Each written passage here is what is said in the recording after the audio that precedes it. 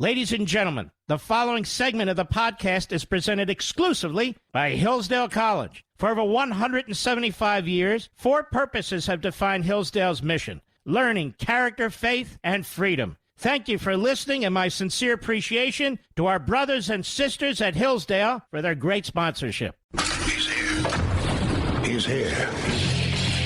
Now, broadcasting from the underground command post, deep in the bowels of a hidden bunker, somewhere under the brick and steel of a nondescript building, we've once again made contact with our leader, Mark Levin.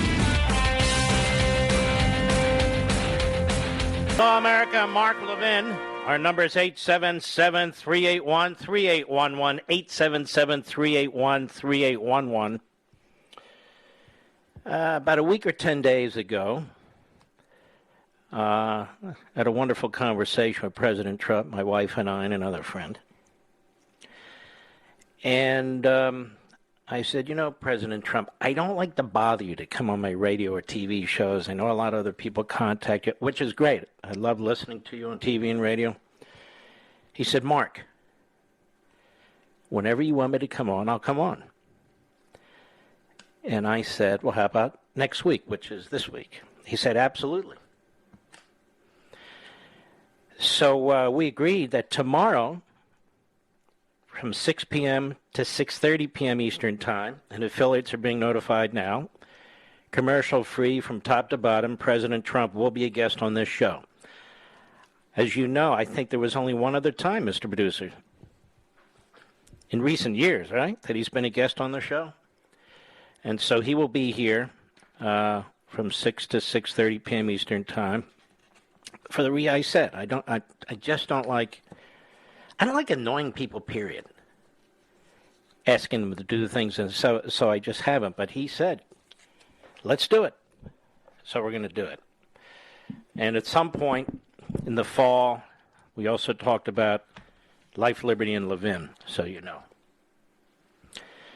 I wanted to get into a number of big issues here with you. First of all, we still have American citizens behind enemy lines in a country now controlled by terrorists and backed by China and Russia. And have you noticed our elites? Now, I say elites not because they're superior to us, elites because they claim control and power and superiority over us. Have you noticed our elites don't give a damn? Is there a reason why we have a commission or a committee on January 6th, but we don't have a committee about Americans right now behind enemy lines in Afghanistan? Is there a reason why the Democrat Party leadership says nothing, or if they say anything, they don't seem all that worked up about it? Is it amazing to you that General Mattis and General Kelly, who were very outspoken about Lafayette Park, which was nothing, have nothing to say about any of this? Isn't it amazing to you? It's amazing to me. The Sunday shows, to the extent it was mentioned, hit and run. Hit and run. And of course, as you know, in addition to American citizens behind enemy lines, there are Afghans behind enemy lines who helped us fight the enemy, helped save American lives, and they've been left to these terrorist butchers too. Now we have planes on the runway in Kabul. 6 planes. Satellite picked them up. The administration has given conflicting accounts of this. First, they have to be sure there's actually 6 planes there. Well, everybody knows there's 6 planes there. Then when they're confronted at the White House, or I guess it was on Air Force One, that these people are effectively hostages, Psaki says, no, we don't treat them as hostages. We don't view it that way. Then we have the Secretary of State who talks about diplomacy.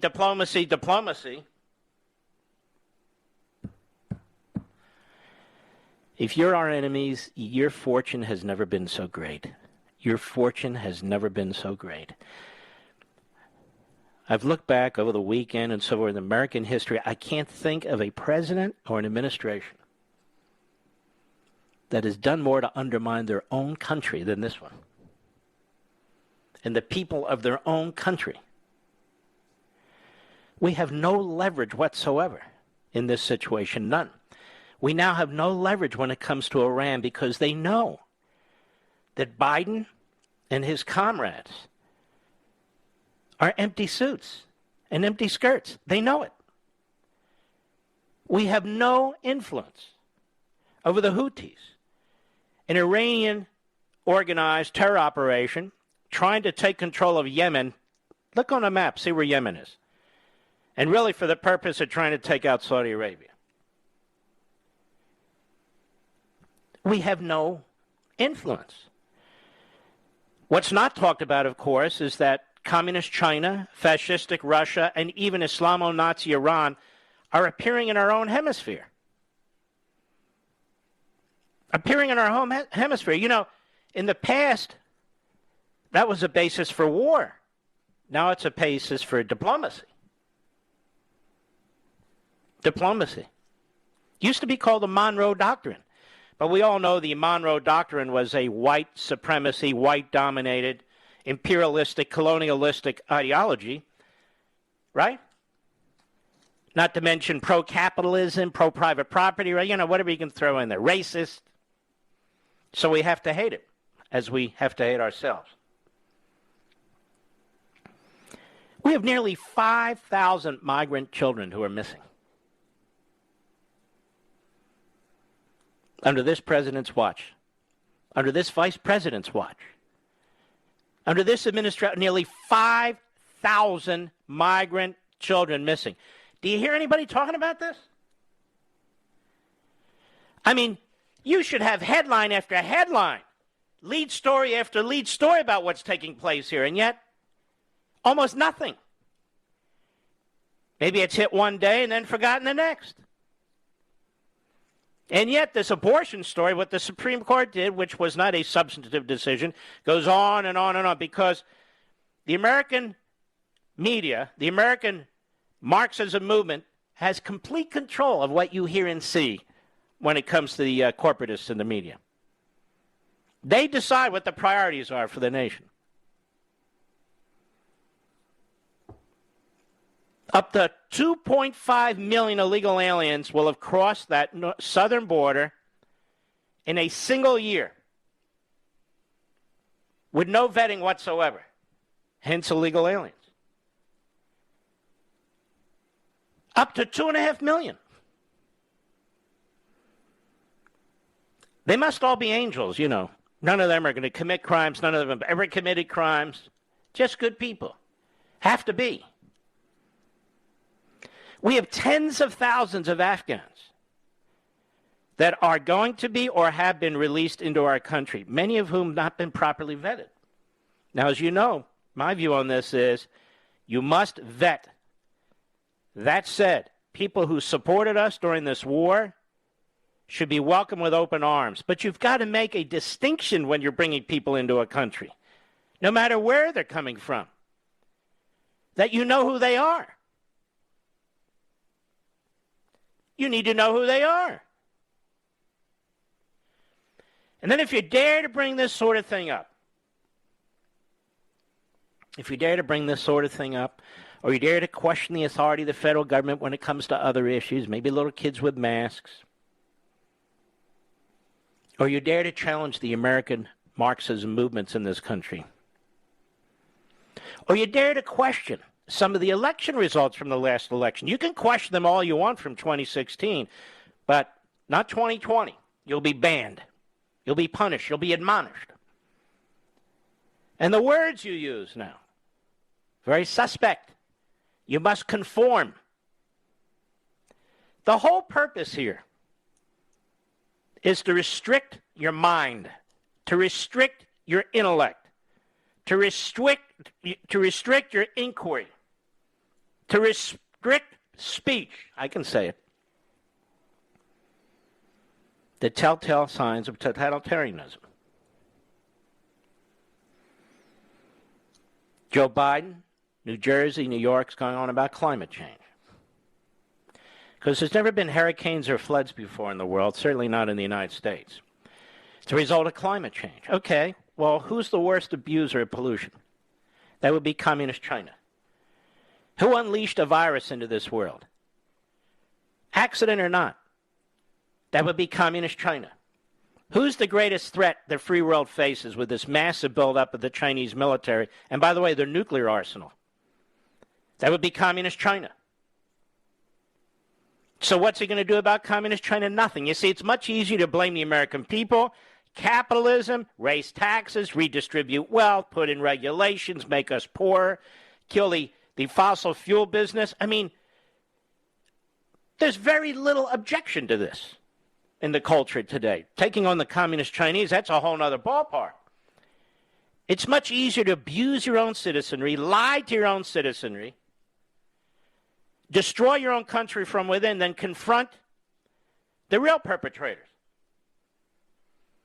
So every time there's a natural disaster, it's because of capitalism and individualism and private property rights. And you living your lives.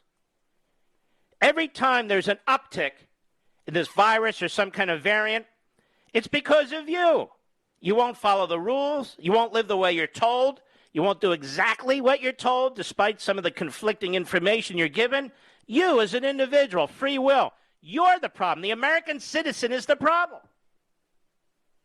You raise questions about what's going on the border?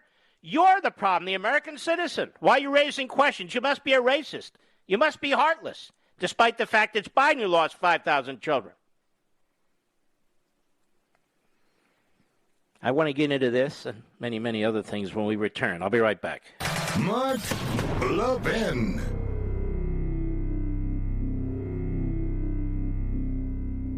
Hillsdale College serves four purposes: learning, character, faith, and freedom. Now, education and faith thrive in freedom, and freedom requires an educated people, a people of good character to preserve it. Hillsdale College has been providing the education needed to preserve free government for over 175 years, and it continues to provide that education today, not only to its 1,500 undergraduate and graduate students, but nationwide, through its free online courses, its support of classical K-12 charter schools, and its other outreach efforts on behalf of liberty. Hillsdale's Articles of Association, dating back to 1844, commit the college to preserving the blessings of civil and religious liberty through the provision of sound learning. This learning includes the Constitution. It includes the laws of nature and nature's God, as described in the Declaration of Independence. It includes America's great heritage and liberty that too often today is falsely derided and denied. Hillsdale's motto is pursuing truth and defending liberty since 1844, and it'll continue to fight to live up to that motto come what may. Learn more. Go to levinforhillsdale.com. That's Levin for Hillsdale.com.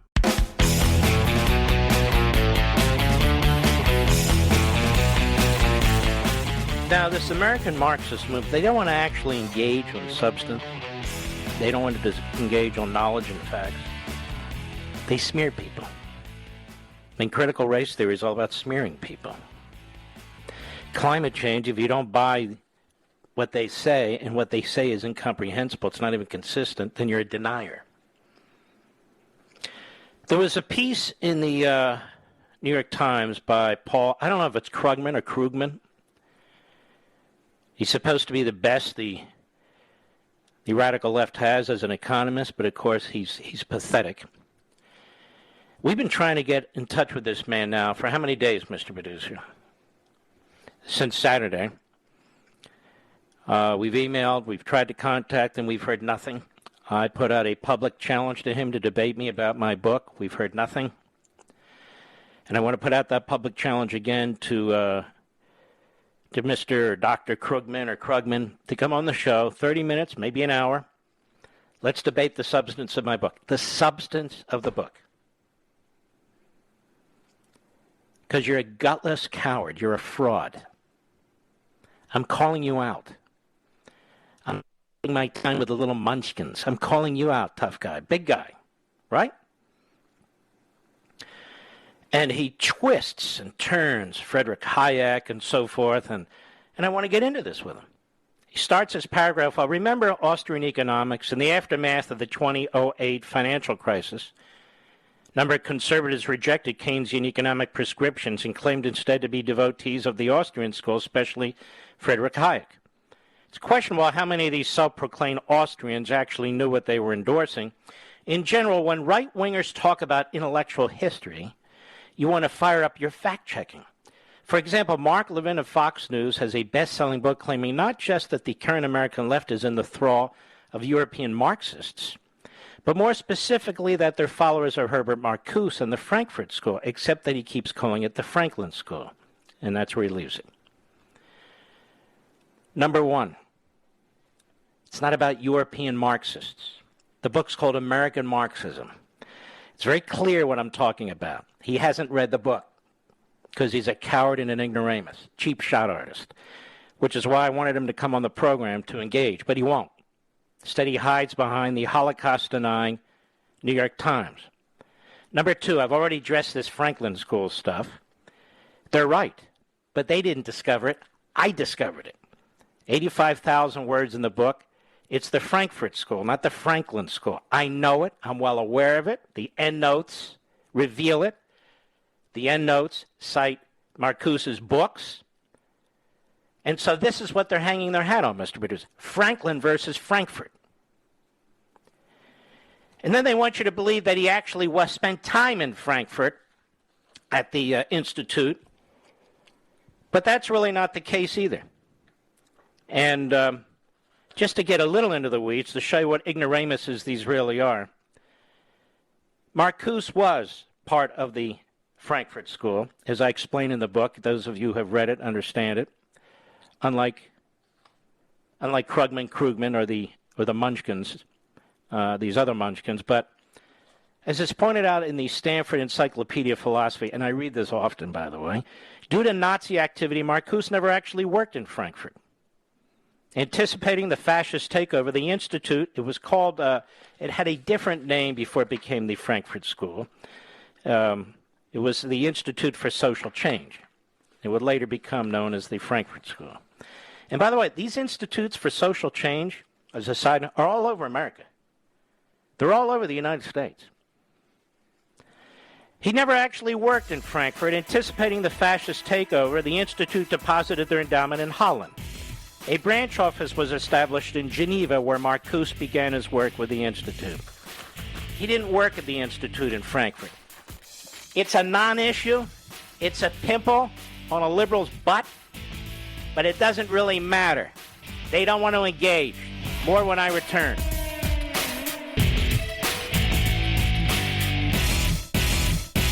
Hillsdale College serves four purposes: learning, character, faith, and freedom. Now, education and faith thrive in freedom, and freedom requires an educated people, a people of good character to preserve it. Hillsdale College has been providing the education needed to preserve free government for over 175 years, and it continues to provide that education today, not only to its 1,500 undergraduate and graduate students, but nationwide, through its free online courses, its support of classical K-12 charter schools, and its other outreach efforts on behalf of liberty. Hillsdale's Articles of Association, dating back to 1844, commit the college to preserving the blessings of civil and religious liberty through the provision of sound learning.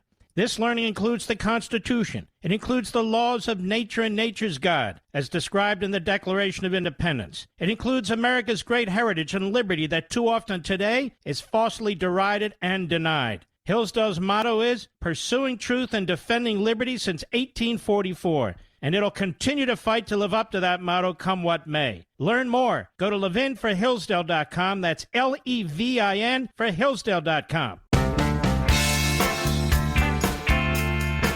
Nobody says it better than Mark Levin. I'll go with what Mark Levin said, because nobody could say it better. Call in now at 877-381-3811. All right. This whole thing about American Marxism, you can see its effect on the entire society, on the mindset, the embrace of these abstractions and these theories that are destructive to the real world, destructive to your lifestyle and to your well-being. And that's what the Democrat Party and the media and the rest of them are pushing. So you dare not speak out, or they'll mention Franklin versus Frankfurt, which is so pathetic. But that's okay. There's more. Same day as Krugman's piece came out, which is one of the most incoherent pieces probably to appear in the New York Slimes. Not that I'm a rabid reader of that publication, but if they have worse, they might as well shut down. For Vanity Fair. Now, why would Vanity Fair hire somebody like Caleb Ekarma? Calebecarma. This guy used to be a little conservative, used to run around at CPAC and all these other things. Then he flips hard left, much like this guy Oliver Darcy. And so they send me an email. It's not directly to me, but they send it to me, and I respond very quickly. But anyway, anti-vax radio hosts keep dying from COVID. I said, what kind of a sick little puke is this? Apparently pro-vaccine folks die of COVID, too, if you ask the CDC. But at the very end, I'm thinking, what is with this punk? Since I'm not an anti-vaxxer. But Eric Erickson's pro-vaccine commentary, he writes, is an exception among his peers. In July, Mark Levin, one of the most popular talk radio hosts in the U.S., responded to the massive summer outbreak spike by suggesting that getting vaccinated is now pointless. Quote, even the vaccinated will get the Delta variant, right? So what's the point of being vaccinated, said Levin, who did acknowledge that he's vaccinated. When I emailed Levin for clarification on his vaccine stance, the host replied, you're a sick bastard. That's not correct. I said, you're a sick bastard and you can quote me, right, Mr. Producer? So I said, what is this fool talking about? So I go back, and of course, he cherry picks from Media Matters. He didn't listen to the over 4 minutes of discussion I had about this. Over 4 minutes. And Media Matters, filled with low IQ, prepubescent buffoons of the hard left, even they provide the audio. They have it at 5 minutes and 12 seconds. And what I was talking about at the time was the messaging and marketing of the CDC, which is utterly convoluted. Certainly in July, where they're telling people at one point, get the vaccination. At the other point, the vaccination doesn't protect you from the Delta variant. Remember all that, Mr. Producer? So I said, well, then why get the vaccination? I wasn't telling you not to get the vaccination. I was saying, then what's the point of being vaccinated if they're trying to say two things at the same time? Yeah, get vaccinated, but it won't protect you from the Delta variant. I said they got to provide the data. The data meaning, well, how many people are getting this Delta variant? And how many people are dying from the Delta variant? Very tiny percentage of people are killed by the Delta variant. That was it. That was the whole thing, pretty much. But now I'm an anti-vaxxer, you see, and why are all these hosts dying from the vaccine? Here we have these wonderful people like Phil Valentine, but he's not the only one, who take a principled stance. And then maybe they change their minds or something like that, and these guys are dancing on their graves. They're not writing about the American citizens behind enemy lines as a result of what Biden has done. They're not writing about the Afghans who fought with us and helped protect us, who are left behind enemy lines. They're not writing about the 5,000 migrants, illegal aliens, children, that are unaccounted for, or the horrific conditions they're in under the Biden administration. They're not writing about the massive debt that you and your kids and your grandkids and generations yet born are going to have to struggle with and wrestle with to survive as a free people. And I could go on, and they're not writing about that, no. They're not even good at what they do. They go to Media Matters. That's a flunky outfit. Or this Krugman guy, a coward, a moron. He doesn't do his own research. It's incredible. You should Google these guys. You can see what a-holes they really are and how pathetically stupid they are. And they're given platforms. The New York Slimes. Vanity Fair. Wow. Isn't that big? Isn't that something? No, it's nothing. They're a joke. Now I have Anthony Fauci out there today. And he goes beyond the science. And for Fauci, science is a flexible thing. If I could ever get Fauci back on the show, you know what I would ask him? I'd go right into the teeth of this, Mr. Producer. You know what I would say? You believe in science? Yes, sir, I do. Okay. Is that a baby in the womb that's being aborted or not? I think that's a simple question, Mr. Producer, don't you? I want to ask Mr. Science.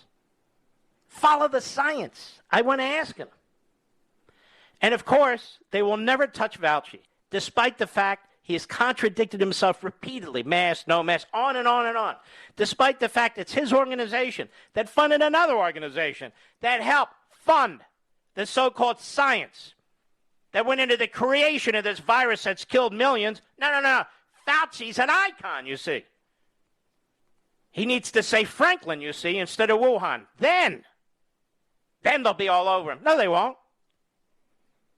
So he's on CNN with Jim Sciutto, a former Obama special assistant. Cut 2, go. I think they're going to be organizations, they're going to be universities, they're going to be colleges, they're going to be sports events, travel events, where the rule is going to be if you want to participate, you get vaccinated. If not, sorry, you're not going to be able to do it. And I think when we get more and more of that, I think we're going to start seeing a great diminution in the number of cases. Listen, I get folks want to go back to normal life. They want to go to games, right? I want to go to games. But when you look at crowds like that, you approve of that? Or is that just not smart? By the way, this is a journalist, self-identified journalist. Real journalists are like unicorns, ladies and gentlemen. You really got to look hard to find them. Go ahead. No, I don't think it's smart. I think when you're dealing particularly... Now remember, this is a man who wouldn't condemn Black Lives Matter and Antifa and the rioters all last summer. Wouldn't condemn them. When they're running around, many of them without masks, would not condemn them. So you see, the virus is political. Follow the science, except when you're rioting. Follow the science, except when you're a Marxist organization like Black Lives Matter or Antifa. Follow the science, except when you're the governor of California, or the governor of New Jersey, or the governor of New York, ex-governor, or the governor of Michigan, or the governor of Illinois, and on and on and on. Follow the science. Except when you're Obama, Martha's Vineyard. Follow the science. I'm waiting for Krugman and Caleb What's-His-Ass to write pieces on this. Go ahead. Outdoors is always better than indoors, but even when you have such a congregate setting of people close together, first you should be vaccinated. And when you do have congregate settings, particularly indoors... Okay, here's a real question Jim Sciutto should ask and never will. You run a massive enterprise with enormous resources. You use some of your resources to create a virus, whether you admit it or not. The evidence is obvious. It's clear with your funding patterns. And now you're telling us what to do about this virus now that it was let loose, accidentally or otherwise. Accidentally or otherwise. Tell me, exactly what science, what research are you involved in now in your institution, since you're focused on infectious diseases, to combat these variants? What exactly are you doing? Because, ladies and gentlemen, if they're doing something, if they're doing a lot of something, wouldn't we hear about it by now? Wouldn't these phony journalists, these unicorns, wouldn't they be talking about it by now? We had an Operation Warp Speed. They got us vaccines. A president, Donald Trump, Who people said, I don't trust those vaccines under Donald Trump. Now they're saying you got to take the vaccine. They got to, because Joe Biden. And by the way, where did I put that? I just went to the CDC site about 3 hours ago. And I said, what's the death rate right now? Isn't that a good question, Mr. Producer? What happened to the charts on TV? Where are the charts? Where are the graphs? Well, I'll tell you why there's no graphs. CDC data that I looked up today. The current 7-day moving average of new deaths, 1,047. On July 31, this is their number, 2020, 1,214. Over 1,000 deaths in the past, daily, on the average, over a period of a week. And in the end of July, early August, 1,214. Now, listen to this. We have 3 vaccines now. We have therapeutics we never had. And yet, today, or the average over the last 7 days, you have 1,047 deaths versus 1,214 deaths. Now, that's the bottom line. Not hospitalization. No, this is the bottom line. You got more people wearing more masks than ever before. You've got 3 vaccines where you had none. You have therapeutics where you had really none. Certainly none like we have now. All developed during the course of the Trump administration. And your death rate over the last 7 days is 1,047 versus the CDC does this comparison. I don't know why they didn't do a 7-day, but it doesn't matter. July 31, 2020, 1,214. When there were no vaccines. And what is Fauci doing? What are they doing scientifically? What are they doing medically? What are they doing to find cures or treatments? What are they doing? I don't know. I read Paul Krugman. He doesn't have any information there. I went to Vanity Fair. I don't see anything there, Mr. Producer. And how come people aren't saying that Joe Biden is responsible for these deaths? The way they said Donald Trump was responsible for deaths. So I understand Biden's trying to push it off on 2 governors, DeSantis and Abbott, while ignoring the fact that hundreds and hundreds of thousands of illegal aliens are coming across the border, with significant numbers of them having various diseases and illnesses, including the coronavirus and perhaps the variant. We know that from towns right on the border, which Biden, of course, won't visit. He'll be in New Jersey, New York, talk about climate change, but he won't go to the southern border to talk about immigration. But you hear these death numbers? What is this administration doing about it? Not a hell of a lot. They're relying on the advances made in the prior administration. But they're not doing a hell of a lot about the variant.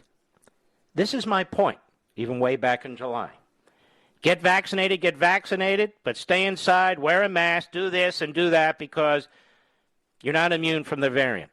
I said, let's see the data. And when you look at the data, a tiny, tiny fraction of the population that gets the Delta variant actually die from it. That's the truth. I'll be right back. Mark Levin.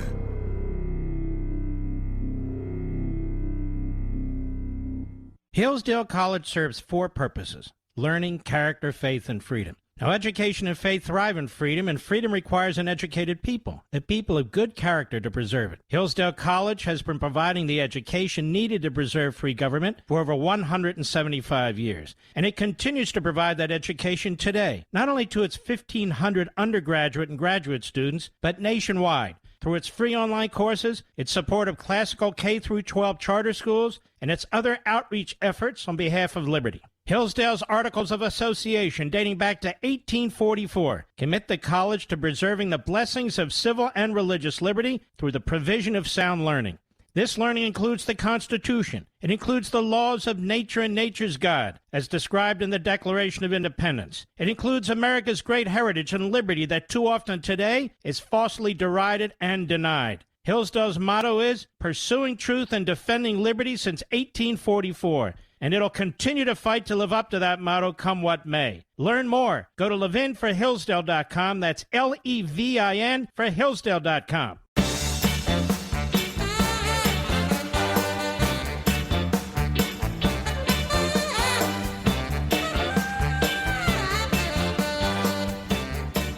I'm looking at a site called New Age, but it's not the only one. 1,754 journalists have died of COVID-19 in 80 countries, Mr. Producer. Isn't that worth a story? More deaths have been seen around the globe, from the Philippines to Algeria, from Indonesia to Russia, from Brazil to the United States, from Cuba to Bangladesh. According to this study, Geneva-based Press Emblem Campaign, sounds pretty official. Journalists on the ground remain one of the most exposed professionals. The number of registered victims has slowed down since June, but the vaccination rate remains insufficient in many countries. Well, how many of them died who've been vaccinated, and how many have died who haven't been vaccinated? Because it's very important to variety. Very, very important that we know as they track down conservative talk show hosts to try and make a point of some sort, I guess. Really, it's ghoulish. It's sick. Little bastards with little minds. It's really quite grotesque. And then they try and put words in your mouth. They don't want to debate substance. They don't want to debate what you actually believe and your values and so forth. And that's the nature of American Marxism. I didn't say European Marxism or any, for Krugman. So how many journalists have died from the vaccine? Many. Any of them anti-vaxxers? How many of them were vaccinated and had access to vaccines but wouldn't get vaccinated? How about at Vanity Fair, the New York Times? Do we know? I don't know. How many are chain smokers at the New York Times and have gotten cancer? How about at Vanity Fair? What do you think, Mr. Producer? Do we know? I don't think we know. I don't think we know. Honestly, the whole thing is stupid. And this is where these fools drag us into stupid land. We have American citizens behind enemy lines with the Taliban, and our government is impotent because it wanted to be impotent. It didn't want to do a damn thing about, we got 124,000 people. I didn't ask you about that. How many people did you leave? How many people did you leave? That's the issue. That's the issue. A lot. 5,000 or so illegal alien children's missing. Where the hell are they? Oh, climate change. I'll be right back.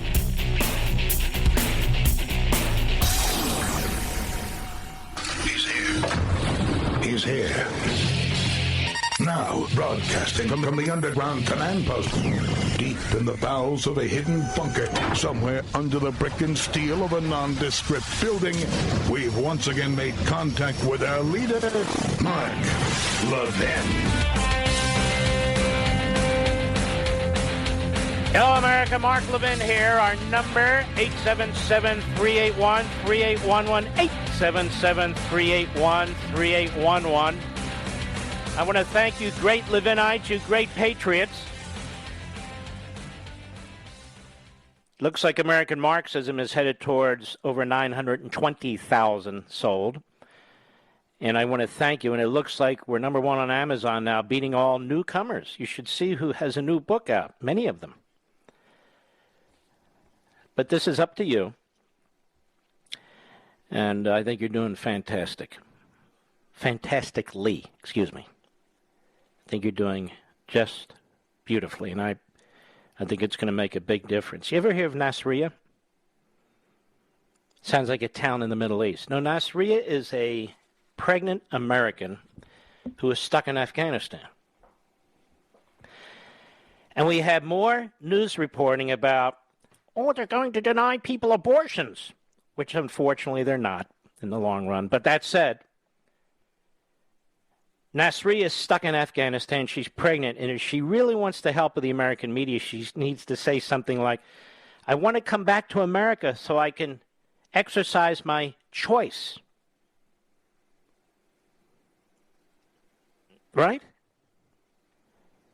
Then she'll be a cause celeb in Hollywood, the Newsom campaign, on most cable television,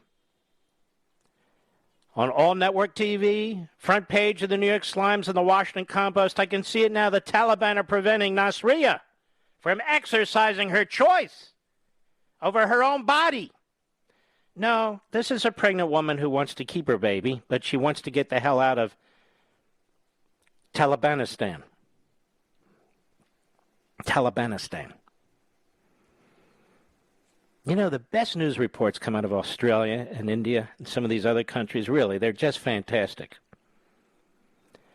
And I saw this Indian clip, and it was Talibanistan. And I said, I got to use that, Talibanistan. But notice I give it credit.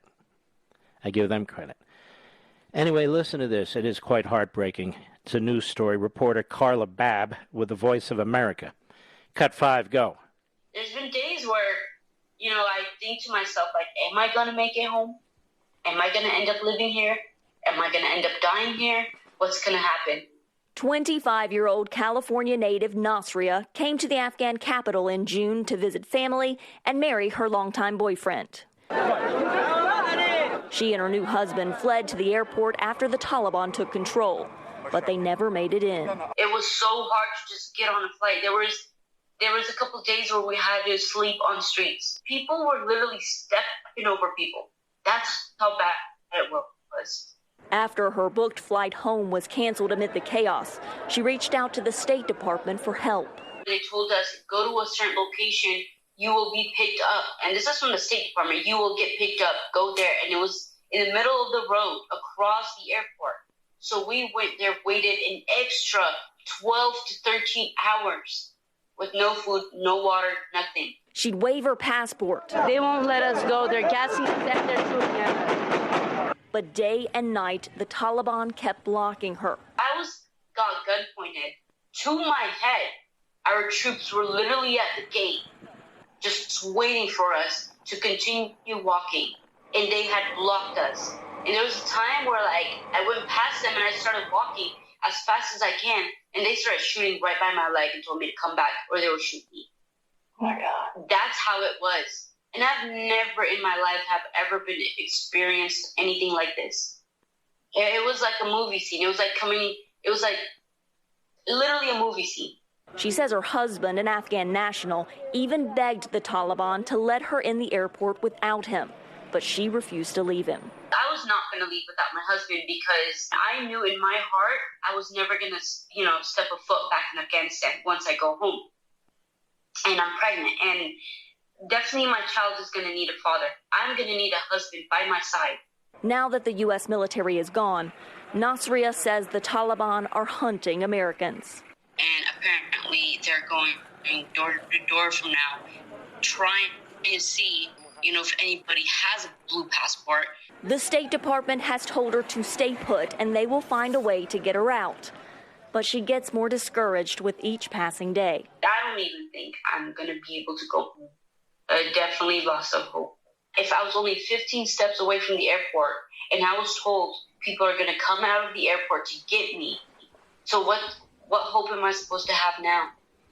Doesn't that break your heart? Doesn't that break your heart? And we have this clown as the president's press secretary, Psaki. Don't use the word stranded. Don't use the word hostage. Most of the people there, dual citizens, America, so why do you care about them anyway? And we're going to really inflict our diplomacy on the terrorists. You can hear they're shaking. They're shaking in their robes. This poor woman, her baby, husband, and there's many, many, many like her. And then there's a report about, well, let's do this first. Here's Psaki on Air Force One today. Cut 6, go. Is it a hostage situation, what's happening right now with those airplanes? All right, so let me just do a little bit. There's 6 airplanes that are on this, on the runway, the one runway in Afghanistan. Reports have been, throughout the day, they've been a little confusing, but there are people trying to get out. American citizens apparently, and also Afghans. And the Taliban will not let these planes leave because they're obviously blackmailing us. They're making demands. And this, of course, is predictable. But very little serious reporting is being done on this by MSLSD, the Constipated News Network, NBC, ABC, CBS, New York Slimes, Washington Compost. No. They're very busy on climate change. It's amazing. Go ahead. Is it a hostage situation, what's happening right now with those airplanes? If I had $1 for every time this was called dead, it's about once every few weeks. I wouldn't be that rich, but I could buy you a nice cup of coffee. I meant the planes in Afghanistan. Oh, I thought you were talking about, so that's an important thing. I thought you were talking about the Build Back Better agenda. No, that is Build not Back what Better we care. agenda. Oh, yeah, that'll be great. Build Back Better agenda. Stupid names they come up with. Go ahead. It as those were points those were comments made by a Republican congressman this weekend. So let me be very clear: we're in touch with American citizens. We're working to get them out. There are 4 who were able to depart over land. Our Secretary of State is in Qatar right now, working on a range of options, including getting. All right, this is bureaucratic mumbo jumbo. 4 people gotten out. They didn't get 4 people out. This group that Representative Mark Wayne Mullins working with Republican Oklahoma. Aren't you controversial, Congressman, for being a patriot and doing whatever you have to do to get American citizens out of Afghanistan? Where did he disappear? The Speaker of the House does not approve of this. She's admonished people like you, you know.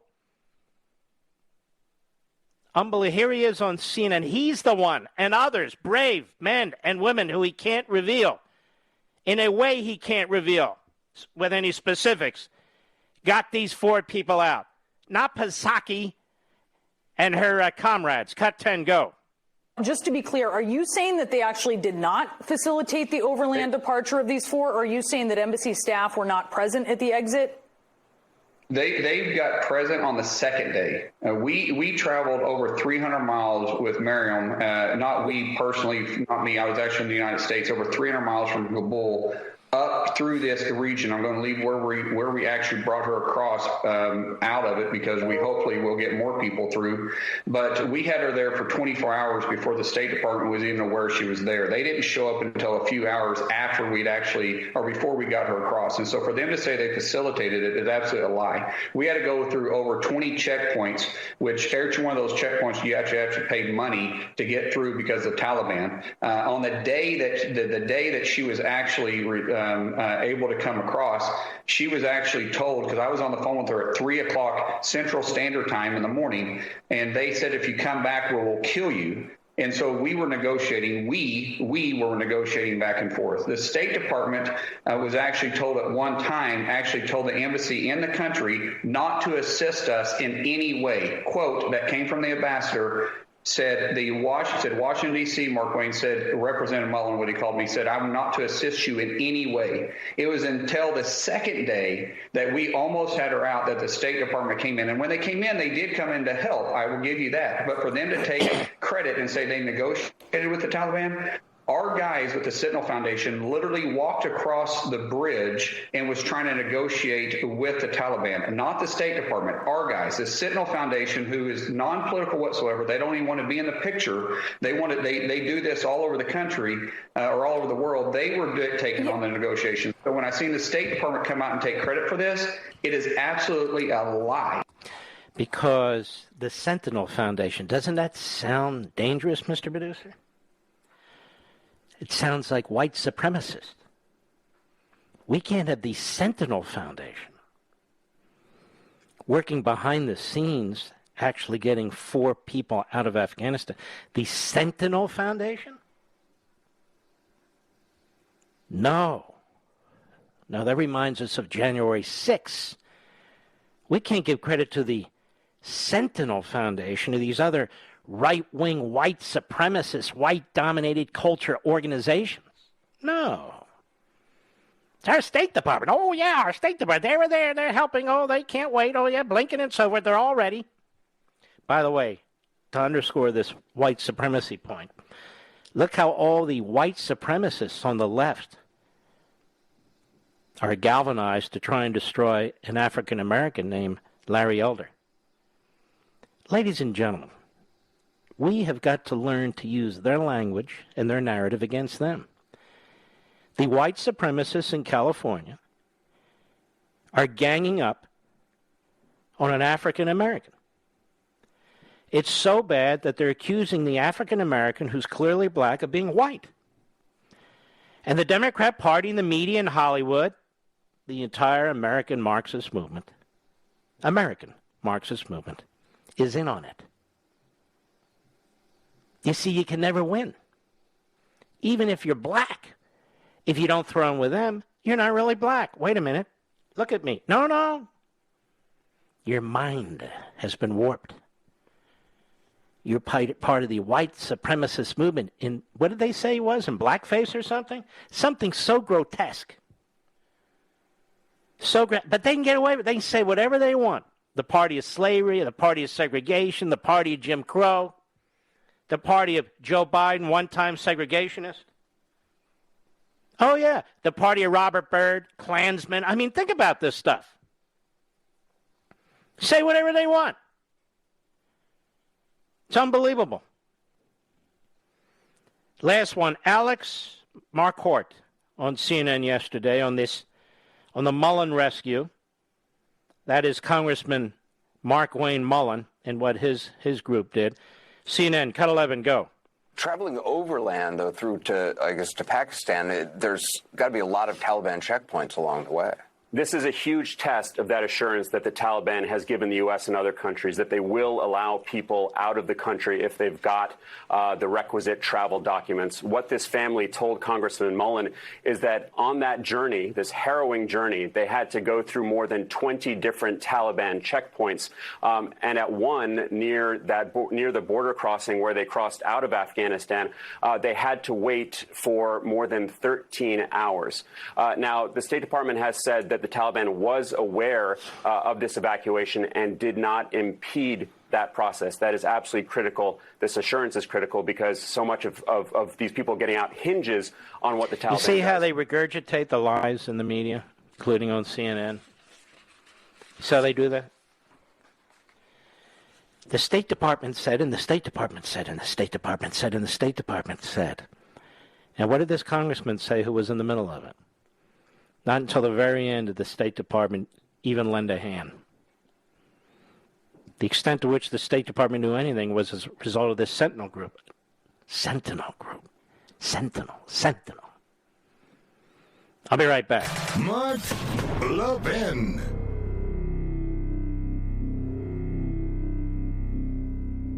Over 2,000 of you, my listeners, made the switch from overpriced wireless carriers to Pure Talk over the past few months. We want the rest of you to join us and to see what we're talking about. If you're with AT&T and Verizon or T-Mobile, your family could save over $800 a year just by switching to Pure Talk. You get great coverage, you can keep your phone and your number, and you'll save a fortune. Pure Talk is the top-rated wireless company by Consumer Affairs with the absolute best consumer service team based right here in America. Does that sound good?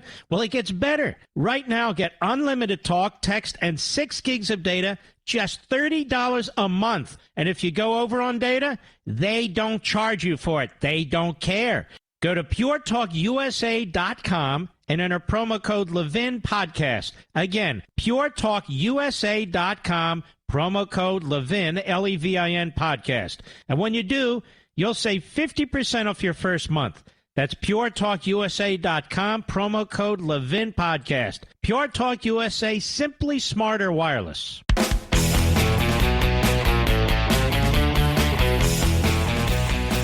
Several months ago on Life, Liberty, and Levin on Fox, you may have watched it, I had a gentleman on the program, really not a politician and not political in any respect, actually a real journalist. He was the senior editor of the science page of the New York Times for years and years and years, but he was retired. He's well into his 70s, and he spent a year looking into this issue of the coronavirus and its source.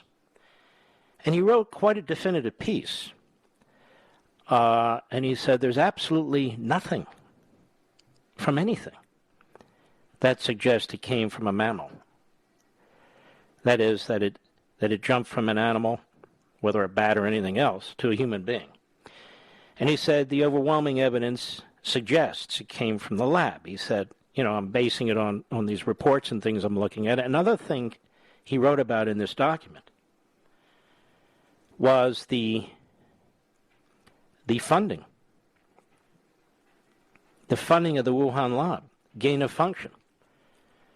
Now, there had been some speculation. He broke the story because he went and he looked at a grant that went to this organization from Fauci's National Institute of Allergy and Infectious Diseases, this organization in New York, which had been providing funds to the Wuhan lab in communist China. And I just want you to remember this, because it was this gentleman, the former New York Times writer, who broke it, really, and everybody has jumped in since, and that's a good thing. People had speculated, but he actually provided a roadmap. Now there is a breaking story, and I'll use it from the New York Post. It's in other publications as well. Wuhan lab documents show Fauci untruthful about gain-of-function research, critics. Fauci's been accused by critics of lying after newly released documents appear to contradict his claims that the National Institute of Health did not fund gain-of-function research at China's Wuhan lab. Included in the trove of documents is a previously unpublished grant, a proposal, that is, grant proposal that EcoHealth Alliance, that was the group, which is run by Peter Daszak, that was the guy, filed with Fauci's National Institute of Allergy and Infectious Disease. Fauci has repeatedly insisted that NIH funding of the Wuhan lab does not constitute as gain-of-function research, which modifies the biological agent, and in the case of a virus could increase its transmissibility or virulence, which of course it did. And so the grant proposal included in the documents for a project titled Understanding the Risk of Bat Coronavirus Emergence, which involves screening thousands of bat samples as well as people who work with the live animals for novel coronaviruses, the outlet said. The $3.1 million grant was awarded for a 5-year period between 2014 and 2019. After the funding was renewed in 2019, it was suspended by the Trump administration in April 2020. The proposal acknowledged the risks of such research, and the documents also include a second grant. And the story goes on, but I want to finish it when we return, because a molecular biologist and expert, Richard Ebright, has a comment to make on this too. We'll be right back.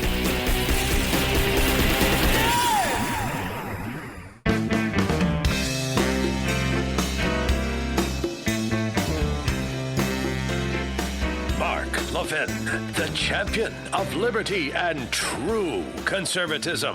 Call Mark now, 877-381-3811. Now, they keep promoting Fauci all over the corrupt media, and they keep using Fauci to attack regular American citizens. Now, they know how often Fauci has been sort of the real-life Professor Irwin Corey. They know how he's often contradicted himself, how he's often politicized science.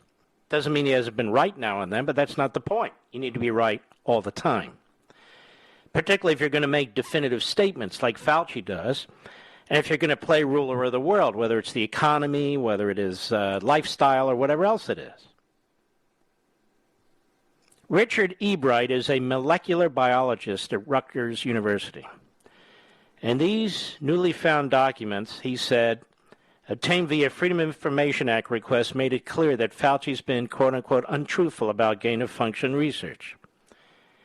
The documents make it clear that assertions by the NIH director, Francis Collins, and the NIAID director, Anthony Fauci, that the NIH did not support gain-of-function research or potential pandemic pathogen enhancement at this Wuhan virus lab are untruthful, he tweeted.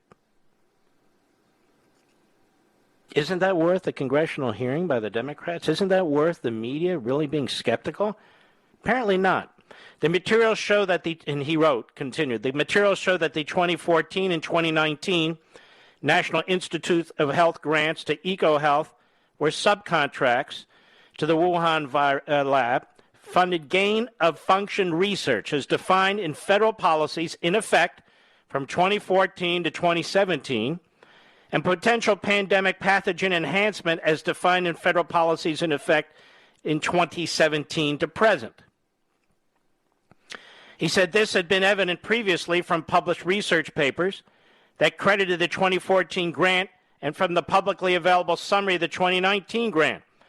But this now can be stated definitively from progress reports of the 2014 grant and the full proposal of the 2017 grant. Gary Ruskin, I believe he's a leftist, but it doesn't matter, executive director of the U.S. Right to Know, told The Intercept that the documents provided a roadmap to the high-risk research that could have led to the current pandemic. According to another report, the NIH funded a total of 65 research projects at the Wuhan Institute, more than Fauci had led on. The investigation published by the magazine The Australian also claimed that many of the projects involved, quote, risky research on bat coronaviruses, unquote. The report, based on a soon-to-be-released book, claims that top U.S. officials were unaware that Fauci had lifted an NIH ban on gain-of-function research. Now, again, I want to point out, because this man deserves a lot of credit. Nicholas Wade was his name, the retired senior editor of the science page at the New York Times, that he laid out, at least generally, the roadmap. This man deserves a lot of credit, Nicholas Wade. Fauci has repeatedly testified in front of lawmakers that the NIH has not funded gain-of-function research at the Wuhan lab. Let's see if there's anything else here. No, not really. I'm looking. Fauci's boss, NIH Director Francis Collins, issued a statement in May denying claims the NIH or NIAID had supported specific gain-of-function research.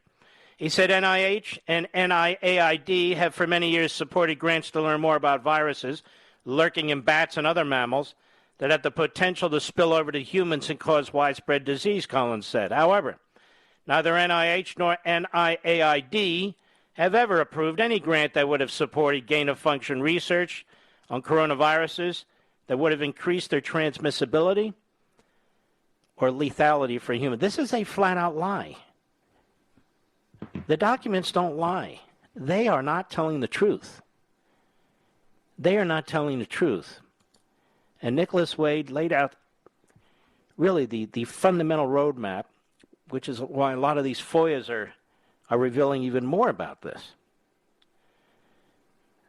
But I just wanted to point this out.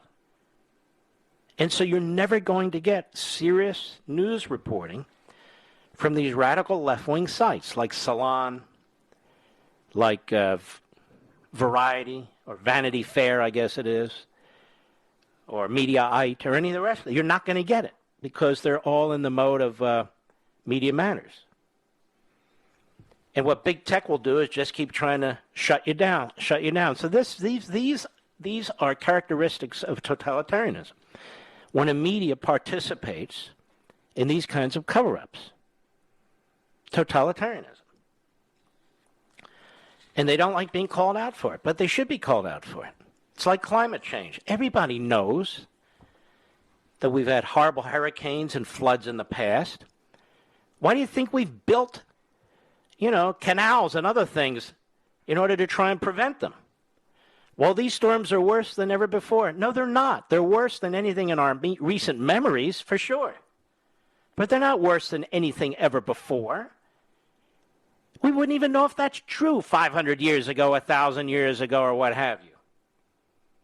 But even in many people's memories, it's simply not true. Now, that doesn't mean if you go up to a person who's in the middle of one of these horrific events that they don't think it's the worst. Of course they do. But to have Biden come in to New Jersey and New York and try to exploit it, Here he is. Here he is, Biden. Cut 18 in Hillsborough Township, New Jersey. Go. For decades, scientists have warned of extreme weather would be more extreme. And now this is interesting because decades ago, he was a senator. Does anybody remember Joe Biden taking a leading role in fighting climate change 30 years ago, 40 years ago? I'm not saying give a speech or enter something into a committee record. Does anybody ever remember him banging the pots and pans? No, of course not. Go ahead. It's here, and we're living through it now. We don't have any more time. I hope no one, I've been on the telephone or on the road an awful lot between California, Idaho, New Orleans, not New Orleans, Louisiana, but oh my God, I can barely listen to this guy. Can you, Rich? Oh my Lord.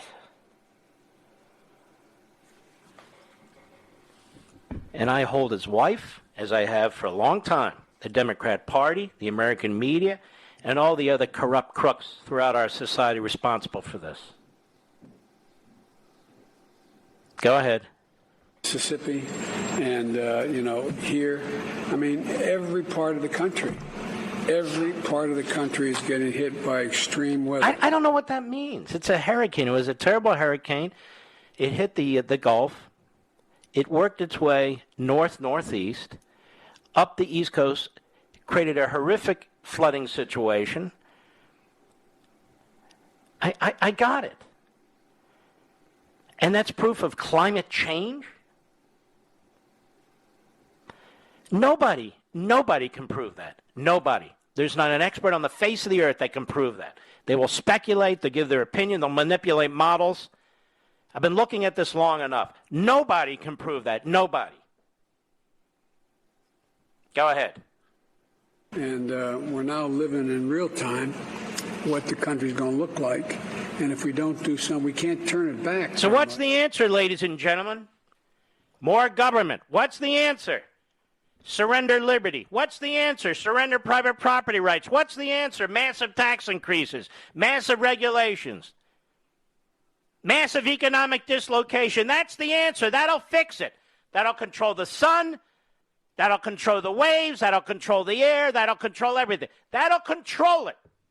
More power in Washington will fix it, don't you know? And exactly who are these experts? Give us a list. We're going to know what to do with the hundreds and hundreds of billions, if not trillions of dollars. Give us their name. Who are they? Electricity. Do they know where the hell electricity comes from? Electricity? Ask the people in California if they have enough electricity, about their brownouts and blackouts. Can you imagine every single vehicle having to plug in every morning, every night? Where's that electricity going to come from? California used to be the wealthiest state in every respect. Now, water shortages, electricity shortages, massive fires like we've never seen before. Well, that must be climate change. No, it's Democrats who won't manage the forests.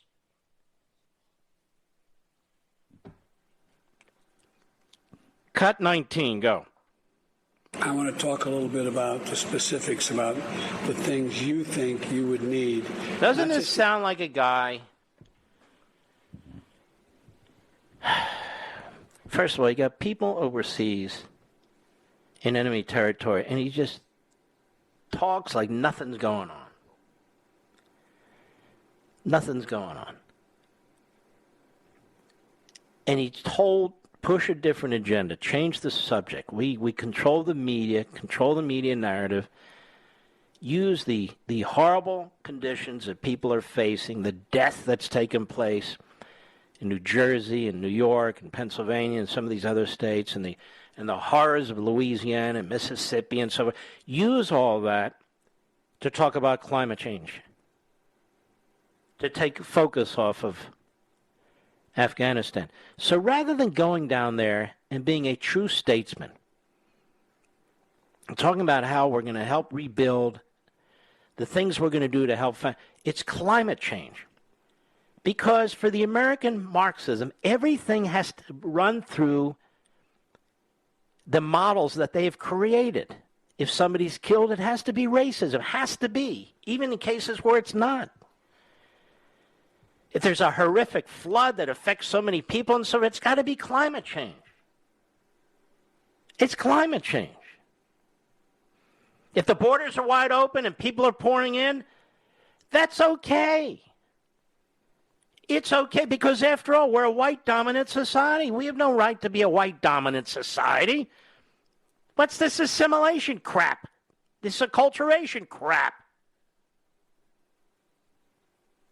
They run events, particularly crises, and even crises that they create, through these various American Marxism models and promote it. This is why they won't debate me. This is why Krugman hides behind the pages of the Holocaust-denying New York Times.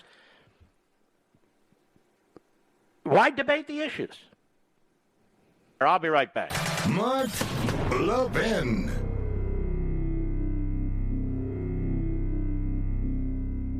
Over 2,000 of you, my listeners, made the switch from overpriced wireless carriers to Pure Talk over the past few months. We want the rest of you to join us and to see what we're talking about. If you're with AT&T and Verizon or T-Mobile, your family could save over $800 a year just by switching to Pure Talk. You get great coverage, you can keep your phone and your number, and you'll save a fortune. Pure Talk is the top-rated wireless company by Consumer Affairs, with the absolute best consumer service team based right here in America. Does that sound good? Well, it gets better. Right now, get unlimited talk, text, and 6 gigs of data, just $30 a month. And if you go over on data, they don't charge you for it. They don't care.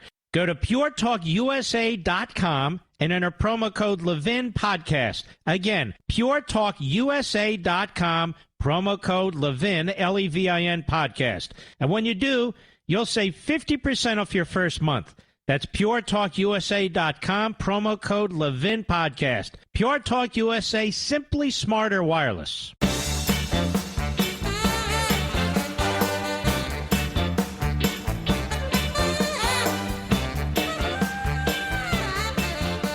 I'm going to post on @MarkLevinShow Getter, Gettr, and @MarkLevinShow Parler. And by the way, Parler, thank you. Our site is really kicking now. The original story, I believe it was in early May, Origin of COVID Following the Clues by Nicholas Wade at Medium. And this is the article that began exposing the source of the coronavirus. And has led to so much. And this is the gentleman who really does deserve a tremendous amount of credit for what he did. So I'm going to go ahead and send that to Mr. Producer to go ahead and post that on my social sites, such as they are. As you know, we don't use Twitter and Facebook and haven't for a long, long time. True to our beliefs and principles. And Mr. Producer will also put a relatively long clip from my interview of Nicholas Wade as well on @MarkLevinShow Getter and @MarkLevinShow Parler. So you may want to watch that. Listen, am I caught up, Rich, or not here? I don't think so. And by the way, after the top of the hour, did you know that abortion, a quote-unquote right to abortion, is written into the Constitution? You probably heard this all day. Because my brothers and sisters in this business love to cherry-pick the clips. That's okay. I got a zillion of them in front of me. But this one needs some discussion. Not just because Joe Scarborough is a certified idiot. But it needs more discussion than that. While you're jumping in with both feet, it's now after Labor Day. I've never understood this Labor Day, Mr. Bennett. Isn't it like the opposite of Labor Day, no Labor Day? Why do they call it no Labor Day? Because nobody's working on Labor Day. Well, some people are, like the Uber guys and the Lyft guys. But those majority of people, it's Labor Day. Okay, what are you doing Labor Day? I'm on the beach. Okay.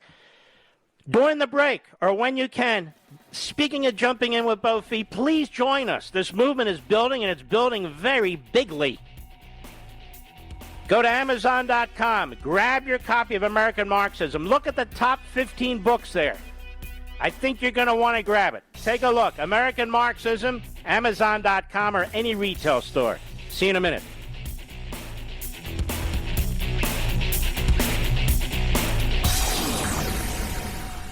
Ladies and gentlemen, this final hour of the podcast is sponsored exclusively by AMAC, the Association of Mature American Citizens. Now over 2 million conservative members strong, AMAC believes in and stands up for the values that we care about: faith, family, and freedom. Thank you for listening, and please support AMAC. And you can become a member at amac.us/join.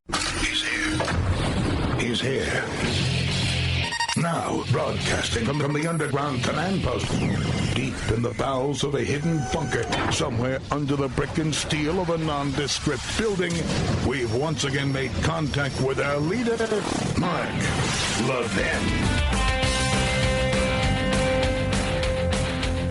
Hello, America. Mark Levin here. Our number, 877-381-3811. Yellow, 877-381-3811.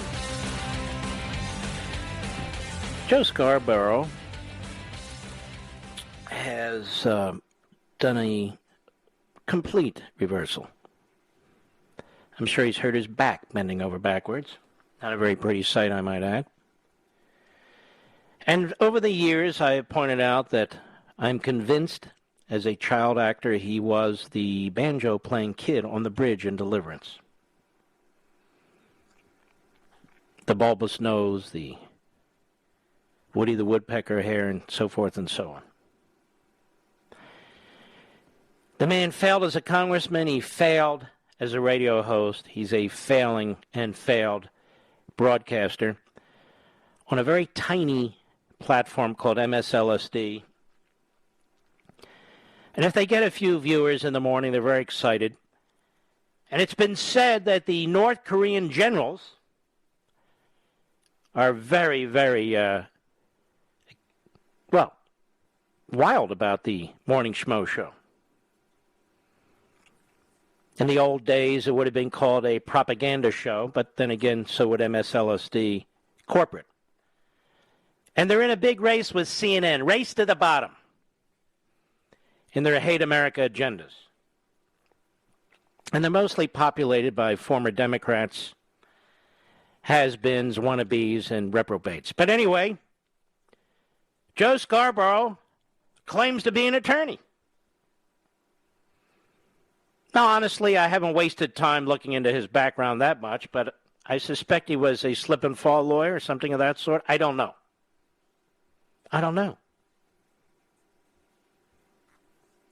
But I want you to listen to this. Cut 17, Mr. Producer. Go. I guess what really surprises me the most is that the United States Supreme Court, that 5 justices on the U.S. Supreme Court, would take away a constitutionally protected right, recognized as written into the Constitution for half a century, and do it based purely on procedural grounds. Now, his nitwittery knows no bounds. Number one, the court often rules on procedural grounds. Most courts do. Cases need to be ripe. There needs to be standing. In fact, there's rules of civil procedure, rules of criminal procedure, Supreme Court rules of procedure. I don't know if Joe Biden ever found his way into the inside of a federal courthouse while he was obviously one of the most brilliant lawyers to ever practice law. But procedure is a big issue. You can be disbarred if you're a dummy and you don't understand procedure. But that aside, the court simply said this isn't ripe. You haven't used all your judicial avenues yet, and we may or may take it up when it's ripe. Oh, my God! What the hell's going on here? We want abortion, free, constant, for everyone and anyone at any time. It's the right to choose. Wait a minute, it's a baby. No, it's not. Follow the sign. No, it's not. The obsession, the fanaticism with which these people support killing a baby They don't even say, in certain circumstances, I got this going on, that, the health, nothing. This is how they dehumanize human beings. A baby, a defenseless baby. And this is why they dehumanize you. Oh, do you support Trump? What are you? You're loathsome, and then, you're deplorable. White supremacist. Don't ever be fooled that these movements support humanity. They hate humanity. They love control and power. These are narcissists, egomaniacs, selfish bastards. That's what they are. I was thinking about it today. Today is Rosh Hashanah. And a wonderful Chabad rabbi, Chaim Cohen. And he was talking in between the various portions of the Torah that were being read and so forth. And he was talking about paganism. And I thought to myself, that's the word. Mr. Producer, that's the word. These are pagans. They're not people of science and knowledge and experience and history. These are pagans. Marx was a pagan, in effect. That's what he was. Like Joe Scarborough. Number two, as is obvious, but still it's worth underscoring, there is no right to an abortion in the Constitution. Everybody knows that. Even most radio talk show hosts know that. There's no right to an abortion in the Constitution. Joe, may I call you Joe? Ding, ding, ding, ding, ding. Where's our music for Joe? We don't play that anymore, but that's all right. Oh, this should be the morning schmo music. Hit it.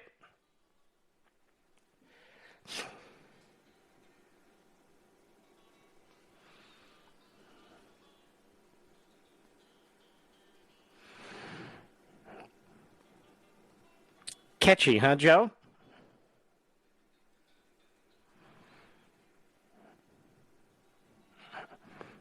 Deliverance. We're getting there. Din-din-din-din-din.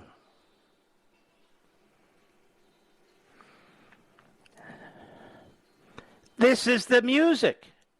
The unofficial music for the morning schmo show. Hit it!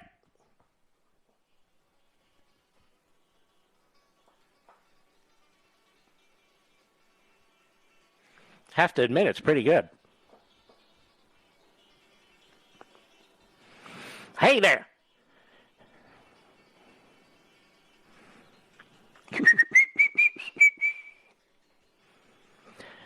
It was a frightening movie, wasn't it, Mr. Producer? Have you ever seen this movie? Oh, my God. I wouldn't see it again.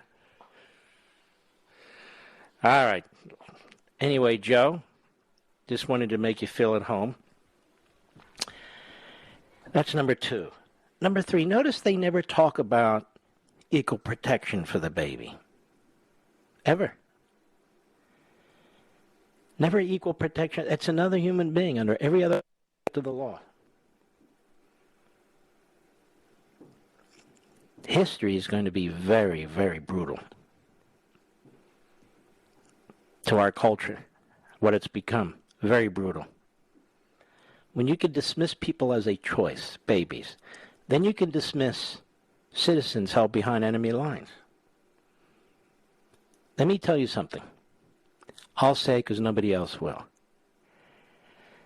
Oh, sure, they'll use up the phone lines and texting and emails and all their intermediaries. And they know they're not going to get all these citizens back. And they sure as hell know they're not going to get the Afghans back who supported us. They're writing them off. They're writing them off. Like an abortion. They've made their choice. Biden's made his choice. And he's sticking with it. And no doubt it's already cost many people their lives, and it's going to cost many more. And the question they continue to fail to ask, Psaki, is, do you know if American citizens have already been killed or how many? The answer to both is no, they have no idea. Isn't that a relevant question? Maybe our intelligence agencies do have some ideas. Maybe our satellites have picked something up. I don't know. I can feel what's going on behind the scenes. I can feel that this administration is telling the Russians and the Chinese and others that they'll do anything. But they know it's not going to happen. They're writing these people off. They're willing to lie about everything and anything. Changes in voting laws that are still liberalized from laws that existed before the pandemic are called Jim Crow. The Democrat Party taking over the voting system is called expanding voting. You've been hearing a significant number of Democrats, because the court dared not to take up the Texas case yet. You've been hearing them say this is a reason to pack the court. This is all an attempt, again, to threaten the Supreme Court justices who do not buckle, and to ensure that those who do buckle. We used to talk about the independence of the Supreme Court. You'll notice the Democrats never talk about the independence of the Supreme Court. They don't want it to be independent. They just want it to be another tool by which they can impose their will. Every single aspect of this republic is under attack. The court system, the threats to the court system and the justices and the judges. Just easier to go along with them than be brutalized in the New York Slimes, the Washington Compost, and by the reprobates who are in Congress. Just easier. The voting system's under attack, and of course they're self-righteous about it. They flip it on its head. Look, we want to stuff the ballot boxes. Yeah, we want access to everything. Yeah. And the media to this day censor what's in the Democrat proposal for voting. Censorship. You don't see bullets on your screen about what's in there because they don't want the people to know, because when the people know, they don't like it. Because the media are corrupt. I keep telling you, they're the Praetorian Guard media, and they get behind Joe. They have to get behind Joe because Joe's the guy who's delivering for them. What's an alternative? A Republican or Trump with his tweets? Oh, my God! Trump with his tweets. What we would give to have Donald Trump back and have this buffoon doing whatever the hell it was he was doing in his basement.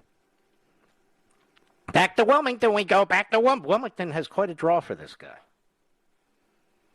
He's very comfortable in his basement. I can imagine it now, as grotesque as it may seem. There he is in his boxer shorts and his T-top. 1 or 2 day growth, such as it is, on his face. Unkempt, unshowered. With oatmeal stains on his T-shirt. Putting his teeth back into his mouth. Just a mess. I would love to know what meds Joe Biden takes. You know, they go after Trump's taxes. Even now, we want his taxes to protect the republic. We got to see his taxes. For God's sakes, how are we supposed to legislate if we don't have Donald Trump's taxes? What about Pelosi's? Nope. What about the Supreme Court? Nope. Schumer? Nope. Trump. We got to have Trumps. Well, don't we need the medicine list that Biden's on? Isn't that even more relevant than anything related to Trump's taxes? I just want a list of his medicines. That's all. That's all. He couldn't release his taxes fast enough, which was bad enough. Oh, Lunch Bucket Joe? I don't think so. It's Morton's Joe. Oh, yeah, Morton's Joe. It's not Lunch Bucket Joe. But that said, why not give us a list of his meds? End this once and for all. Do we have a moron as a president or don't? Everyone knows we do. Even foreigners know we do. Even foreigners, they laugh at us with this president. And the vice president. Where's the vice president? Where's Waldo? Everybody wants to know. Where is she? We've got the most diverse administration in American history. Wow. Most diverse administration in American history. How about the most qualified administration in America? Can't have that. Well, you know, you can have diversity and qualification. No, can't. No. We got the best.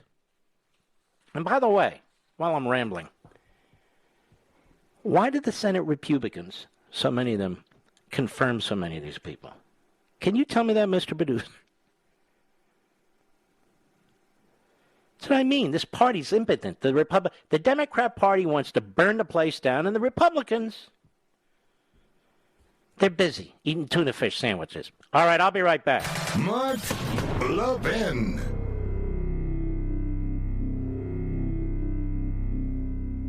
AMAC, the Association of Mature American Citizens, is one of the fastest growing organizations in America. Now over 2 million conservative members strong, and I'm one of them. AMAC believes in and stands up for the values that we constitutional conservatives care about. More than talk, AMAC fights. A full-time presence in Washington, AMAC pushes back against reckless spending, disasters like Medicare for All, and the expanding reach of the federal government. And beyond advocacy, joining AMAC gives you access to a wealth of benefits and discounts, including special member-only rates on car insurance, travel discounts, cell phone plans, and a hell of a lot more. And if that's not enough, you'll get AMAC's bi-monthly magazine, full of insightful articles on issues that matter to most of us, we conservatives. As I said, I'm an AMAC member, and you should be too. Join today at amac.us. That's AMAC.us.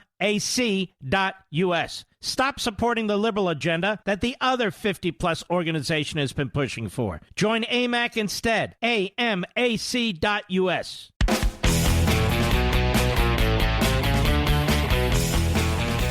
All right. How about we take a call or two or three?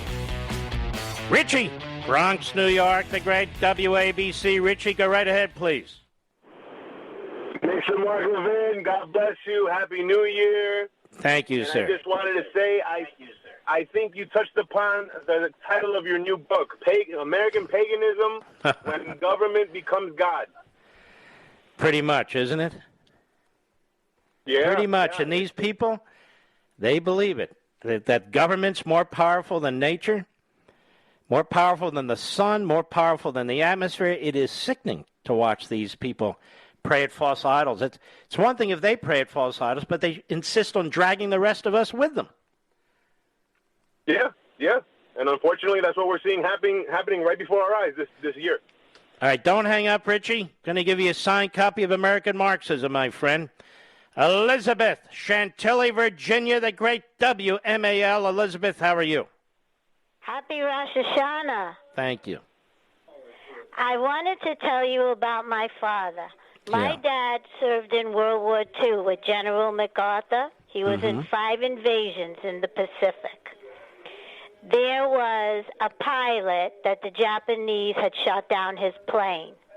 They didn't find the pilot, but they found the plane. My dad went through the chain of command. He knew this man could not be dead. And the colonel agreed to have some airplanes go out, and they found him. This is what a real military does. They go out and they rescue their own. And these poor people in Afghanistan, I am just sick over it because I could just imagine the terror that they are living under. Yeah, it is terror if they survive. And think of it this way. You know, Biden put 9/11 as the deadline. Then the polling showed that wasn't a good idea. So he moves it to August 31st. So that's 11 extra days, actually, if you think about it, that we could have had to get people out under the way he thinks and operates. So the Taliban says, no, you said August 31st. That's when it is.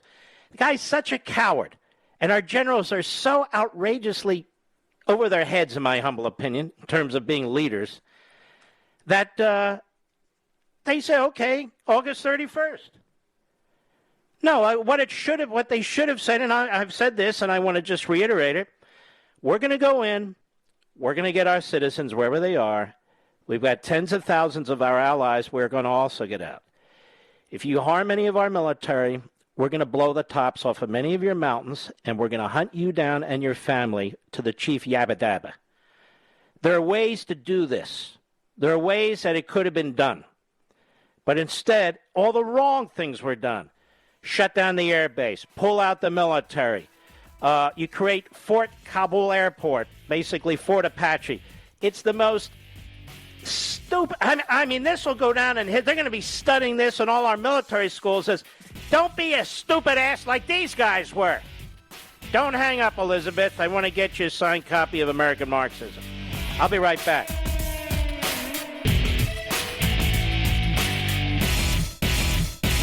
AMAC, the Association of Mature American Citizens, is one of the fastest-growing organizations in America, now over 2 million conservative members strong, and I'm one of them. AMAC believes in and stands up for the values that we constitutional conservatives care about. More than talk, AMAC fights. A full-time presence in Washington, AMAC pushes back against reckless spending, disasters like Medicare for All, and the expanding reach of the federal government. And beyond advocacy, joining AMAC gives you access to a wealth of benefits and discounts, including special member-only rates on car insurance, travel discounts, cell phone plans, and a hell of a lot more. And if that's not enough, you'll get AMAC's bi-monthly magazine, full of insightful articles on issues that matter to most of us, we conservatives. As I said, I'm an AMAC member, and you should be too. Join today at amac.us. That's AMAC.us.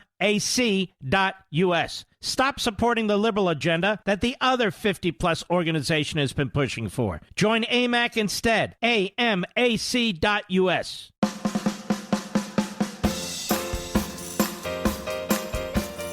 Do you ever talk back to your radio? Then you must be listening to Mark Levin. Pick up the phone and call 877-381-3811. Joe Biden always says what's on his mind, and ladies and gentlemen, that's the problem.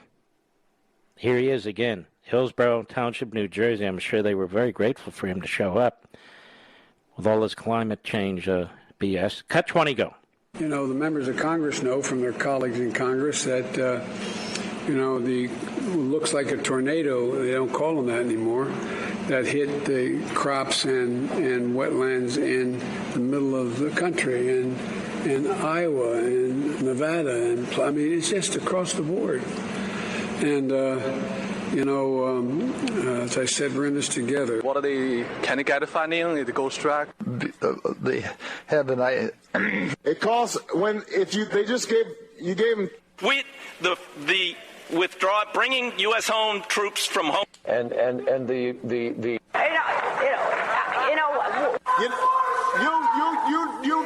you need somebody.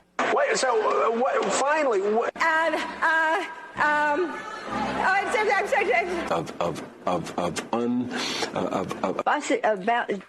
budget. But resist, we must, and we will much about that be committed. I'm a warrior. It was. I mean, they said that. Look, was it him? Why? I didn't. If we, we can walk and chew gum. We hold these truths to be self-evident. All men and women created by you know the thing. True international effort to pressure. Been impeached for inciting the insurrection. Donald John Trump incited the insurrection. And what am I doing here? I'm going to lose track here. And private economic. These are your leaders. These are your icons. Speaking their minds, such as they are. Led by Joseph Robinette Biden, Jr. or the third or whatever he is. Born in Scranton, Pennsylvania. I only go to Scranton when I'm running for office. Otherwise, I don't give a damn about Scranton. I'm hiding out in my basement. Basement dweller. I wish he just would have stayed there. Oh, yeah. Well, I've got a lot more here. Let me just hit this one other thing. Then we'll go to the calls. Nobody's going to pick up on this, so I will. Reuters, this is from a few days ago, U.S. traffic deaths up during pandemic, even though mileage down. So traffic deaths are up even though there's been less driving. Now, they look at the data, National Highway Traffic Safety Administration.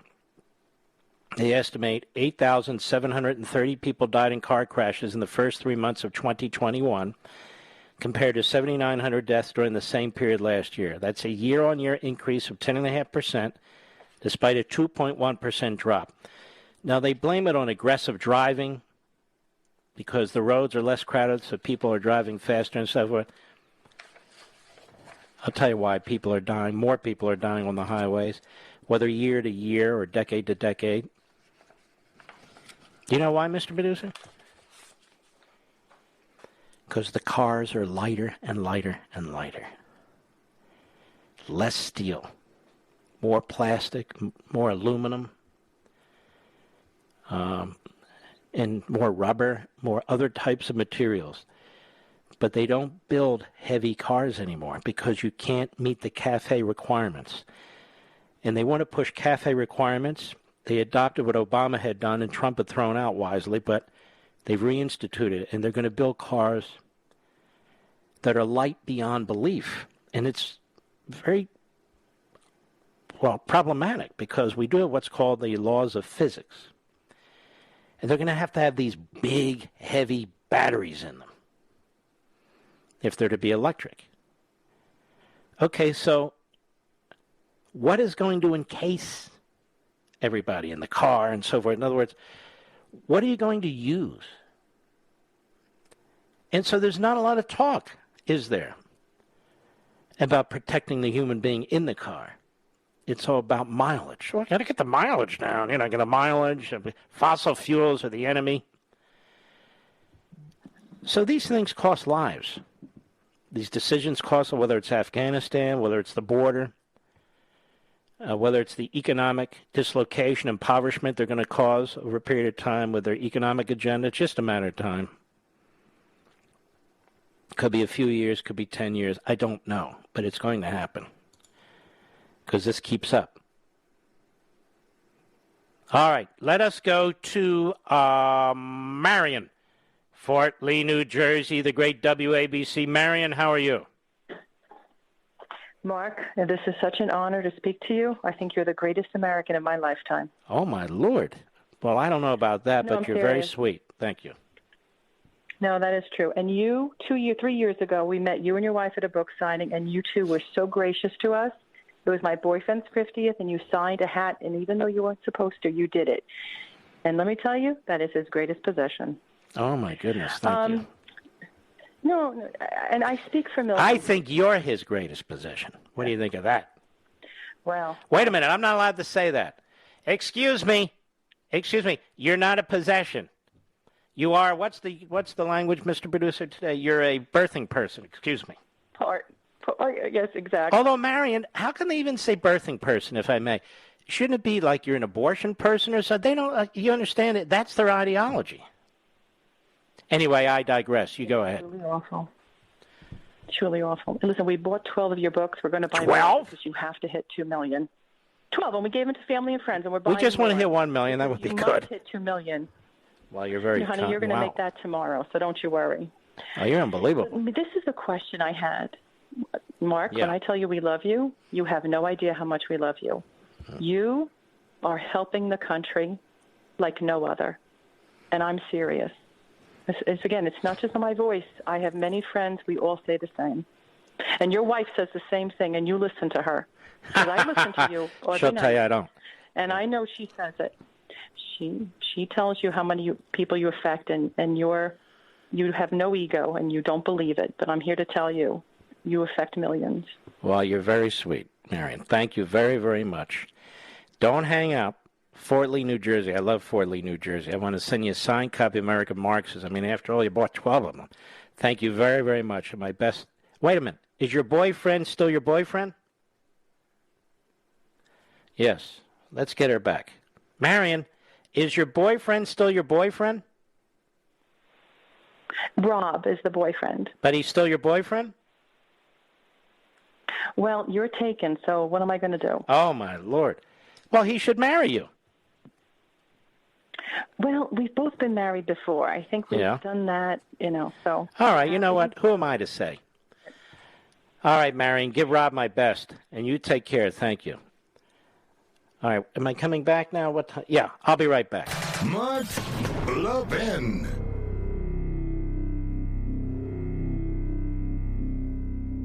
AMAC, the Association of Mature American Citizens, is one of the fastest-growing organizations in America, now over 2 million conservative members strong, and I'm one of them. AMAC believes in and stands up for the values that we constitutional conservatives care about. More than talk, AMAC fights. A full-time presence in Washington, AMAC pushes back against reckless spending, disasters like Medicare for All, and the expanding reach of the federal government. And beyond advocacy, joining AMAC gives you access to a wealth of benefits and discounts, including special member-only rates on car insurance, travel discounts, cell phone plans, and a hell of a lot more. And if that's not enough, you'll get AMAC's bi-monthly magazine, full of insightful articles on issues that matter to most of us, we conservatives. As I said, I'm an AMAC member, and you should be too. Join today at amac.us. That's AMAC.us.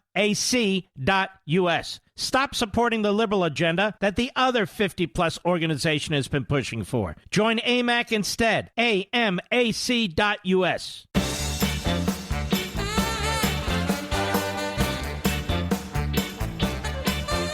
By the way, I mentioned that President Trump will be here tomorrow night, 6 p.m. Eastern Time, all the way down to the bottom of the hour, commercial-free. He hasn't been on this show very often. It's my choice because I don't want to bother the man. But he's actually a very good friend of mine and my wife, and he is such a gentleman. He's such a kind man, despite all the media corruption and propaganda. And I wish many of you could know him the way we know him. But I'm sure instinctively or intuitively, you know this. They create a caricature of him and viciously attack him and accused him of the most vile things. When he was a candidate, when he was president, spied on him, leaked on him, accused him of really grotesque things with Russia and so on. The media are so corrupt. Our enemies love the American media. They love the American media. They don't even have to put any money into propaganda. We have it. It's homegrown right here, this American Marxism movement. And I talk a bit about President Trump and you in the book. Those of you who haven't know this. And why they did what they did. And so forth. And it's definitely worth reading that section if you have the book as well. But it's going to be an honor to have him. As I say, I try not to bother him and all, but we had a chat about 10 days ago, and he said, no, I'd like to come on. And so there it is. So don't forget tomorrow, 6 p.m. Eastern, right at the top of the hour, for 30 minutes, full half of the hour. No commercial interruption. We're contacting our affiliates to let them know so they can get the schedule locked down, and we very much appreciate it. All right, let us go to Bobby, Hot Springs, Arkansas, XM Satellite. Bobby, how are you, sir? Good, Mark. Thanks for taking my call. You got it. I really like your book, Mark. It's a masterpiece. I don't care what Mediaite says. They find one mistake in there, and it's not them. It's a few of the bottom feeders. But I found the mistake. I called the publisher and said, change Franklin to Frank. It's substantively it's of no consequence. So the whole thing is a joke. Yes, anyway, go right ahead. I was going to say you had to have a mistake, otherwise they'd really want to crucify you. And I want to know why the numbers aren't on the screens, like Afghanis left behind, Americans left behind, planes with hostages, missing kids in cages, on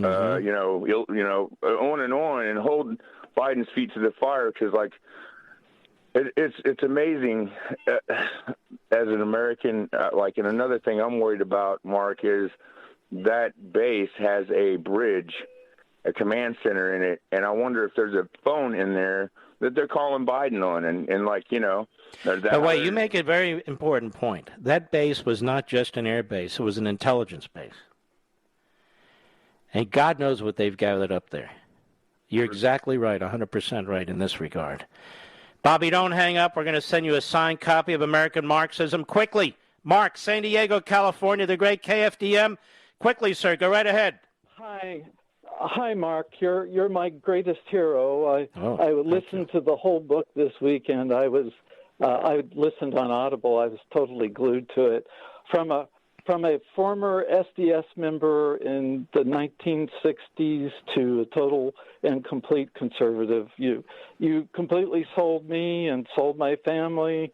You know, we're in the midst of the liberal mecca of California, and it's just such a struggle out here with everybody. That you talk to people.